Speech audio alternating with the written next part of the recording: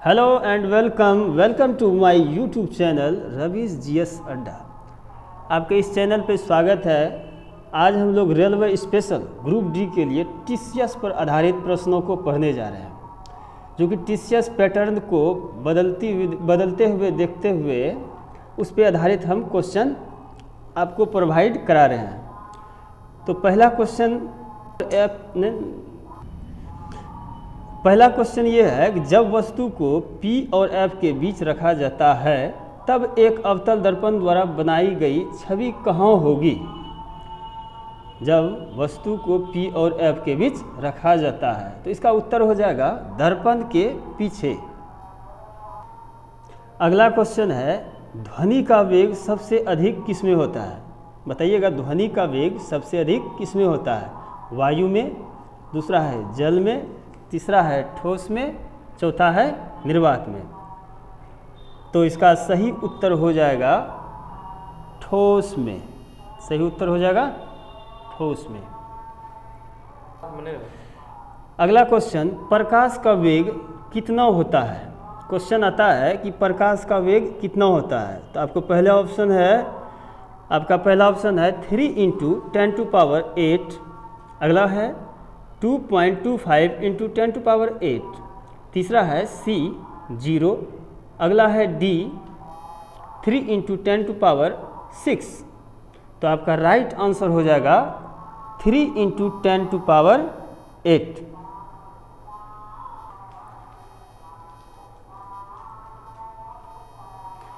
अगला क्वेश्चन है G का मान ध्रुव पर कितना होता है। G का मान ध्रुव पर कितना होता है। आपको बताना है A number 90 degree, B number 180 degree, C number 0, D number 360। तो आपका सही उत्तर हो जाएगा 90। सही उत्तर हो जाएगा 90 डिग्री। अगला क्वेश्चन है प्रतिरोध का एसआई मात्रक होता है। तो प्रतिरोध का एसआई मात्रक आप लोग जानते हैं कि ओम होता है। ये बहुत हल्का क्वेश्चन है। संवेग के गुणनफल को किस रूप में व्यक्त किया जाता है। संवेग के गुणनफल को किस रूप में व्यक्त किया जाता है। तो आपका आंसर हो जाएगा m गुना v, जहाँ m क्या है, मास है, v क्या है, वेलोसिटी है। तो मास गुना वेलोसिटी को अगर गुना कर देंगे तो इसी को हम लोग क्या कहते हैं, संवेग कहते हैं। अगला क्वेश्चन है कि 5 मीटर पर सेकंड की गति से गतिशील 22 kg वजन वाले वस्तु की गतिज ऊर्जा क्या होगी। गतिज ऊर्जा क्या होगी। तो यह एक न्यूमेरिकल है। न्यूमेरिकल में हम लोग क्या करते हैं, गतिज ऊर्जा का फॉर्मूला होता है काइनेटिक एनर्जी। काइनेटिक एनर्जी का मतलब ½ mv²। तो यहाँ पे ½ mv²। तो यहाँ पे m दिया हुआ है 22 kg और यहाँ पे m दिया है 22 kg और वेग है 5 मीटर पर सेकंड स्क्वायर। तो इसको आप गुना करके उत्तर निकाल सकते हैं। तो राइट उत्तर हो जाएगा 275। तो आपका अगला क्वेश्चन है कि यदि आप एक दर्पण में देखते हैं तो पाते हैं कि छवि आपसे छोटा है, तो दर्पण कौन सा होगा। तो ये आपका दर्पण हो जाएगा। जब भी आप देखते हैं दर्पण को तो उसमें देखा जाता है कि आपका पिक्चर जो चेहरा है आपसे छोटा दिखता है। तो आप तुरंत समझ जाइएगा कि वो दर्पण क्या है, उत्तल दर्पण है। अगला क्वेश्चन है सेल्सियस को केल्विन पैमाने पर तापमान को बदलने के लिए कितना जोड़ा जाएगा। तो ये क्वेश्चन आता है न्यूमेरिकल में, ग्रुप डी में अक्सर पूछा जाता है कि अगर सेल्सियस को केल्विन पैमाने पर अगर आप मापते हैं तो उसमें कितना जोड़ा जाता है। तो उसमें जो है कि आपको 273 जोड़ा जाता है। अगला क्वेश्चन है जब प्रकाश की एक किरण को एक सघन माध्यम से विरल माध्यम में जब यात्रा होता है तो यह किस दिशा में मुड़ती है। जब एक प्रकाश की किरण एक सघन माध्यम से विरल माध्यम में यात्रा करती है तो यह किस दिशा में मुड़ जाती है। तो इसका राइट उत्तर हो जाएगा अभिलंब से दूर और गति बढ़ जाती है। अभिलंब से दूर और गति बढ़ जाती है। अगला क्वेश्चन है कि गोलाकार दर्पण के प्रतिबिंब सतह के केंद्र को कहाँ कहा जाता है। यहाँ कहा जाता है गलती से लिखा गया है, तो आप लोग पढ़िएगा। गोलाकार दर्पण के प्रतिबिंब सतह के केंद्र को कहा जाता है, तो उस केंद्र को फोकस कहा जाता है। आप लोग दर्पण जब बनाए होंगे तो दर्पण में यहाँ जो है कि ध्रुव, यहाँ हो गया फोकस और यहाँ हो गया वक्रता केंद्र। अगला क्वेश्चन है कि हाइड्रोजन बम किस अभिक्रिया पर आधारित है। हाइड्रोजन बम किस अभिक्रिया पर आधारित है, तो इसका सही उत्तर हो जाएगा नाभिकीय संयलन अभिक्रिया पर आधारित होता है। अगला क्वेश्चन है परमाणु बम किस अभिक्रिया पर आधारित है। तो परमाणु बम जो है कि किस अभिक्रिया पर आधारित है, तो नाभिकीय विखंडन अभिक्रिया पर आधारित है, अर्थात नाभिकीय विखंडन पर यह कार्य करती है। अगला है कि उत्तल दर्पण द्वारा बना प्रतिबिंब कैसा होता है। उत्तल दर्पण द्वारा बना प्रतिबिंब कैसा होता है, तो उत्तल दर्पण द्वारा बना प्रतिबिंब काल्पनिक एवं सीधा होता है। काल्पनिक एवं सीधा होता, काल्पनिक तथा सीधा होता है। अगला क्वेश्चन है गोलीय दर्पण की फोकस दूरी उनकी वक्रता त्रिज्या की होती है। तो गोलीय दर्पण की फोकस दूरी जो है उसकी वक्रता त्रिज्या की आधी होती है। तो वक्रता त्रिज्या का आधी अर्थात आप लोग पढ़े होंगे कि F बराबर R/2, ये क्या होता है, वक्रता त्रिज्या का आधी होता है। तो अगला क्वेश्चन, तो द्रव्य का अपेक्षित घनत्व मापा जाता है, तो किससे मापा जाता है, तो याद रखिएगा हाइड्रोमीटर से मापा जाता है। अगला क्वेश्चन, नेक्स्ट क्वेश्चन है कि दूध की शुद्धता किस यंत्र से मापा जाता है। दूध की शुद्धता किस यंत्र से मापा जाता है, तो यह लैक्टोमीटर से मापा जाता है। नेक्स्ट क्वेश्चन, मोटर गाड़ी के चालक के सामने कौन सा दर्पण लगा रहता है। तो मोटर गाड़ी चालक के सामने आपको पता होगा कि यह उत्तल दर्पण लगा रहता है, जिससे हम लोग क्या करते हैं, पीछे का दृश्य देख पाते हैं। नेक्स्ट क्वेश्चन है कि फोटोग्राफिक कैमरे का अभिदृश्यक होता है, मतलब कि फोटोग्राफिक कैमरे का अभिदृश्यक कैसा होता है, उत्तल होता है या अवतल होता है। तो आपका सही आंसर हो जाएगा उत्तल लेंस उसमें होता है। अगला क्वेश्चन, नेक्स्ट क्वेश्चन, पानी में हवा का बुलबुला किस तरह कार्य करता है।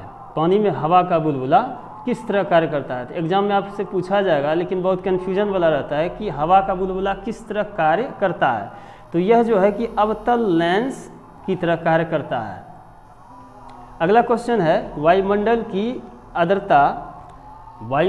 आर्द्रता मापी जाती है। ये तो सबसे हल्का क्वेश्चन है, हाइग्रोमीटर से, सबको पता रहता है।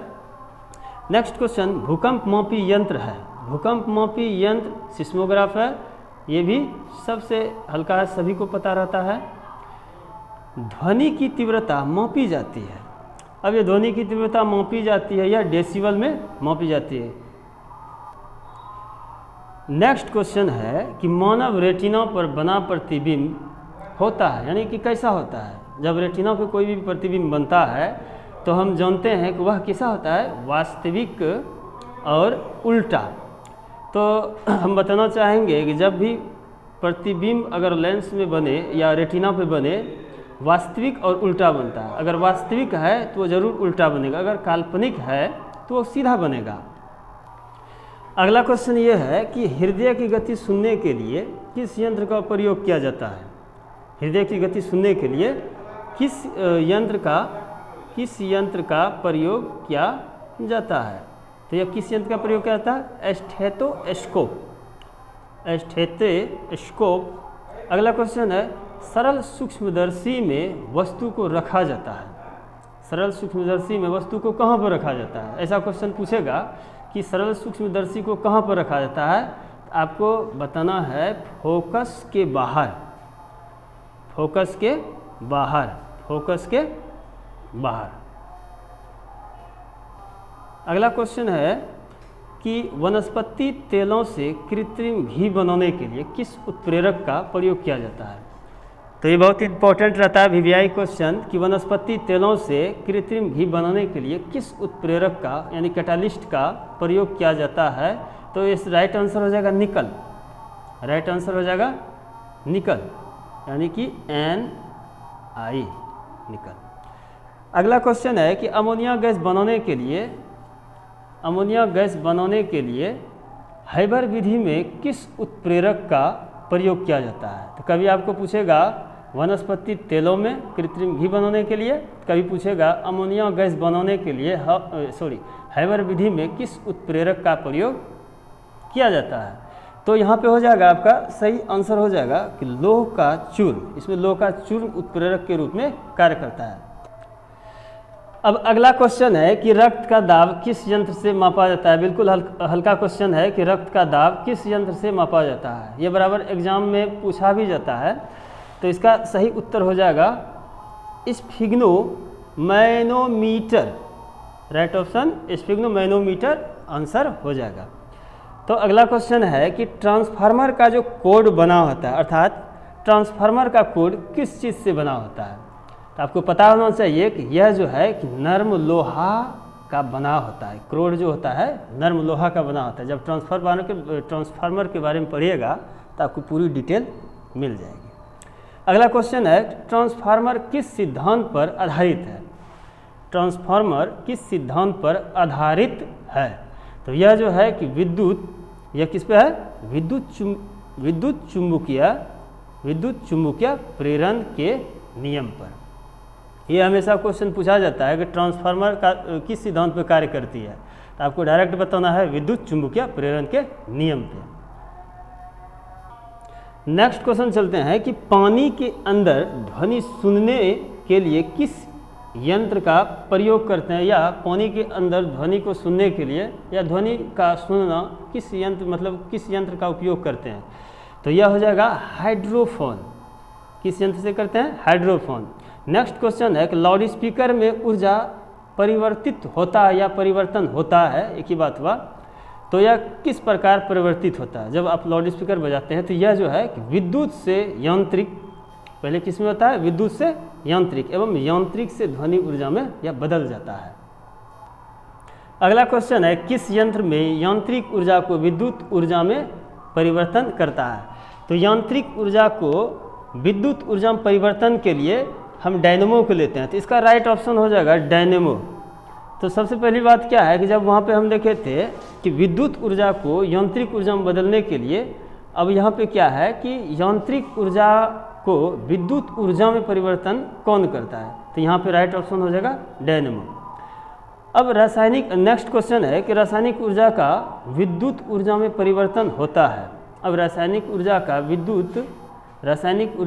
विद्युत ऊर्जा में परिवर्तन होता है। तो कैसे होता है, तो इसका आंसर हो जाएगा बैटरी से। आप देखे होंगे बैटरी, उसमें रासायनिक ऊर्जा का विद्युत ऊर्जा में रूपांतरित होता है, उसके बाद आप उनका यूज कर लेते हैं। अगर यह वीडियो आपको अच्छी लगे तो लाइक करें, सब्सक्राइब करें, और उससे भी अच्छी लगे आप शेयर भी करें। जय हिंद, जय भारत।